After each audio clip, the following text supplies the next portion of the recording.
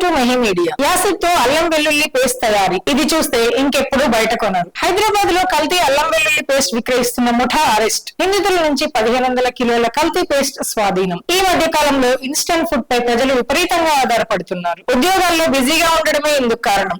Instant పిండిల నుంచి ప్రతిదీ చిటికెలో అయిపోవాలి అని చూస్తున్నారు.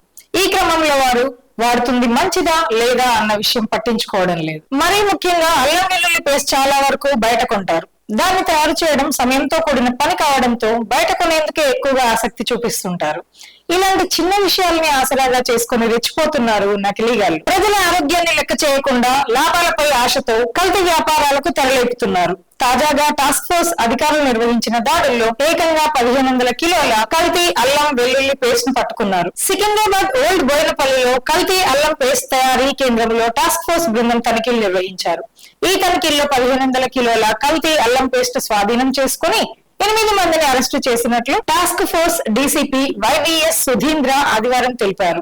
రాజరాజేశ్వరి నగర్ లో Mohammed Shakeel Ahmed Sony ginger garlic paste పేరిట వ్యాపారం నిర్వహిస్తున్నారు. కాగా అల్లం వెల్లుల్లి వేస్ట్ లో అల్లంకి బదులుగా ప్రమాదకరమైన సిట్రిక్ యాసిడ్, ఉప్పు, పసుపు, వెల్లుల్లి వినియోగిస్తూ తయారు చేస్తున్నట్లు అధికారులు గుర్తించారు. అమీర్పేట్ స్వీట్ షాప్స్ లో కొనే ముందు జాగ్రత్త. ఫుడ్ సేఫ్టీ అధికారుల తనిఖీల్లో ఏం తేలిందంటే నగరంతో పాటు చుట్టుపక్కల జిల్లాల్లో ఏజెంట్లను ఏర్పాటు చేసుకుని ప్రముఖ హోటళ్లకు కూడా సరఫరా చేస్తున్నారు.